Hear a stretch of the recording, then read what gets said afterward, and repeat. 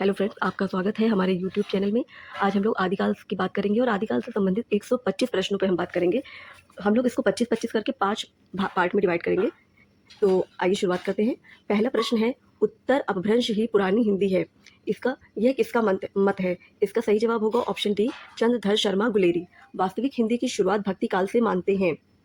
वास्तविक हिंदी की शुरुआत भक्ति काल से कौन मानते हैं? Option B, Hazari Prasad Dwivedi. हिंदी का प्रारंभ 993 ईस्वी से मानते हैं। हिंदी का प्रारंभ 993 ईस्वी से मानते हैं। Option A, Ramchandra Shukla. 10वीं से 14वीं तक शताब्दी तक आदिकाल मानते हैं। Option C, Hazari Prasad Dwivedi. 8वीं से 12वीं शताब्दी तक आदिकाल मानते हैं। इसमें होगा ऑप्शन ए, राहुल सांस्कृतायन। हिंदी के प्रारंभिक काल को सिद्ध सामंत युग किसने कहा है? हिंदी के प्रारंभिक युग को सिद्ध सामंत काल ये कहा है हमारे राहुल सांस्कृतायन जी ने। Option A.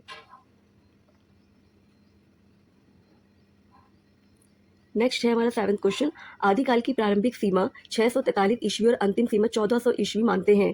ये कौन मानते हैं? इसका सही जवाब होगा ऑप्शन सी, गियर्सन।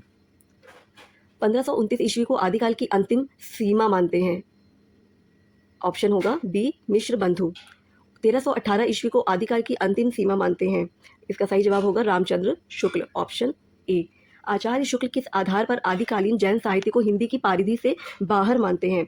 ये उसका ऑप्शन होगा ए, धार्मिक साहित्य के आधार पर। नेक्स्ट है, अंतर्द्वंद्वग्रस्त मानवीय भावों की जटिलता के सूक्ष्म मनोवैज्ञानिक विश्लेषण के लिए आदिकाल में किस साहित्य को पहचाना जाता है? इसमें होगा ऑप्शन सी, जैन कवियों का साहित्य। रासो साहित्य किस काल की साहित्यिक प्रवृत्ति है? इसका सही जवाब होगा ऑप्शन बी, आदिकालीन। भाट और चारण कवियों ने किस साहित्य की रचना की है? इन्होंने की है रासो साहित्य की। Option D. रास काव्य में जीवन के विभिन्न अनुभवों की व्याप्ति है, जबकि रासो काव्य परंपरा में किन पक्षों का चित्रण करते हैं? इसका सही जवाब होगा ऑप्शन ए, प्रेम और युद्ध। 15 क्वेश्चन में पूछा गया है कि रासो साहित्य किस समाज की उपज है? रासो साहित्य सामंती समाज की उपज है। Option A. नेक्स्ट है, आदिकालीन लोककंठ में बसने वाली वीरगीति परंपरा की दो रचनाएं बतानी है। पहली होगी हमारी परमाल रासो और दूसरी Bisal Devraso. Option A. Next है, वास्तविक देशभाषा काव्य कहलाने वाली आदिकालीन लोक साहित्य रचनाओं के मुल्तान, अवध, राजस्थान और मिथिला के अतिरिक्त कौन सा केंद्र था?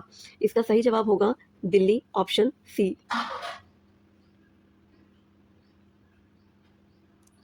नेक्स्ट है, ऐतिहासिक प्रक्रिया के आधार पर ग्रियर्सन ने आदिकाल का नामकरण किया। आदिकाल को क्या कहा उन्होंने? आदिकाल को उन्होंने कहा चारण काल। Option A. 19 नंबर में पूछा गया है कि मिश्र बंधुओं ने आदिकाल का क्या नाम रखा? मिश्र बंधुओं ने आदिकाल को कहा प्रारंभिक काल। Option B. साहित्य के प्रथम काल को वीर गाथा काल किसने कहा? साहित्य के प्रथम काल को वीर गाथा काल कहा रामचंद्र शुक्ल ने। Option C. आचार्य शुक्ल ने किस आधार पर प्रथम काल को वीर गाथा काल कहा? ऐतिहासिक सामाजिक वास्तविकता के आधार पर। Option A. हिंदी साहित्य का आलोचनात्मक इतिहास का लेखक कौन है? इसका होगा doctor Ramkumar Verma. Option B. Hindi साहित्य के प्रथम काल को संधि काल एवं चारण काल किसने कहा है? तो इसमें हम जाएंगे डॉक्टर रामकुमार वर्मा जी के साथ। Option A. हिंदी साहित्य का उद्भव और विकास यह किसकी पुस्तक है? यह है ऑप्शन सी, हजारी प्रसाद द्विवेदी।